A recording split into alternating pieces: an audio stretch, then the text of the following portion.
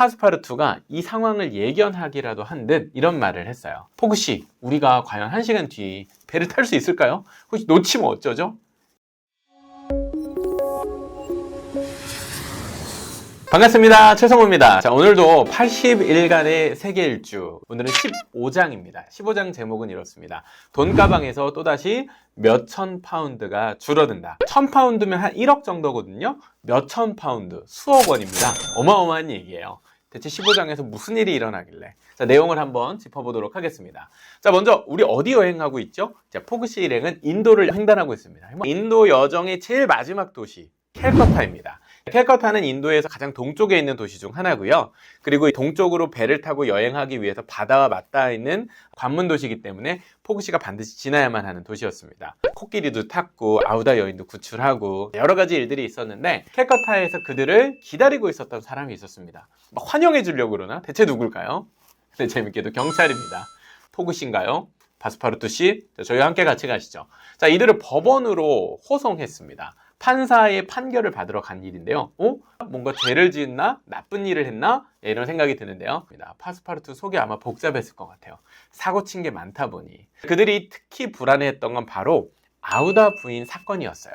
바로 직전에 숲속에서 아우다 부인을 구출하느라 브라만 승려들과 충돌했던 일이 있었죠. 그것 때문에 잡혀간 줄 알고 좀 찝찝한 마음을 가지고 갔습니다. 그런데 그들이 불려갔던 사건은 아우다 부인 구출 사건 때문이 아니라 이전에 벌어졌던 다른 사건 때문이었습니다. 뭘까요?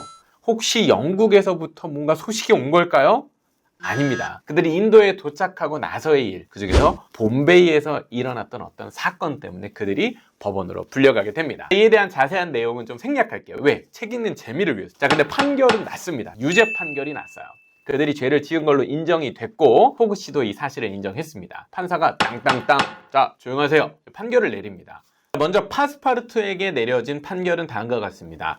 15일간의 구류와 300파운드의 벌금을 선고한다. 포그씨한테는 뭐 그 정도 돈이야 뭐 낼 수도 있겠죠. 근데 중요한 거는 15일간 구류된다는 이야기입니다. 구류가 뭘까요? 감옥에 갇힌다는 얘기죠. 그렇게 되면 배도 못 타게 되고 여행도 할 수 없게 되고 결국 포그씨는 내기에서 지게 되겠죠. 자, 이 소식을 들은 파스파르투 멘붕이 찾아왔습니다.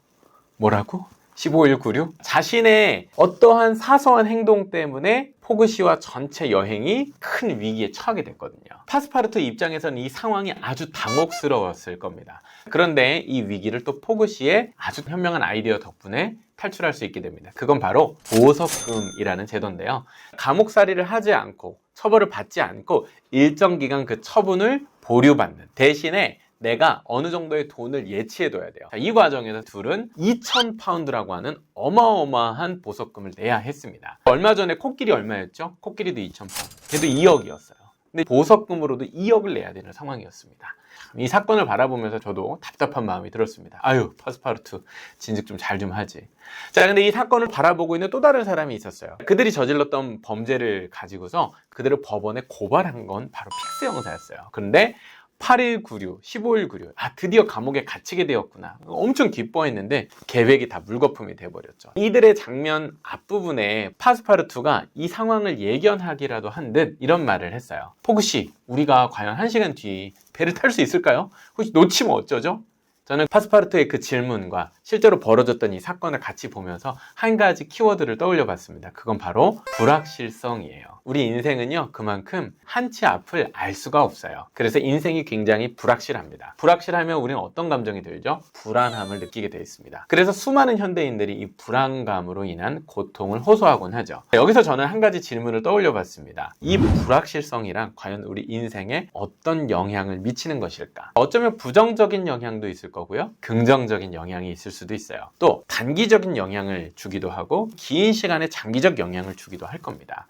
혹은 불확실성에 대해 우리는 어떻게 대처하는지도 생각해 볼 필요가 있을 것 같아요. 우리 중에서도 불확실성, 뭔가 불안한 요소를 만나면 좀 더 안정적으로 그 불확실성을 제거하려고 행동하는 사람들이 있을 겁니다. 또 한편으로는 그 불확실성을 이용하려고 하는 사람들도 있을 거예요. 여러분은 어느 쪽에 해당되십니까? 불확실성을 좀 피하려고 하는 쪽, 혹은 불확실성을 거꾸로 이용하고 웰컴하는 편?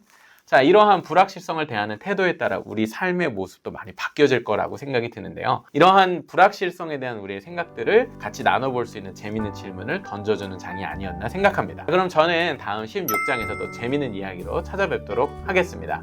감사합니다.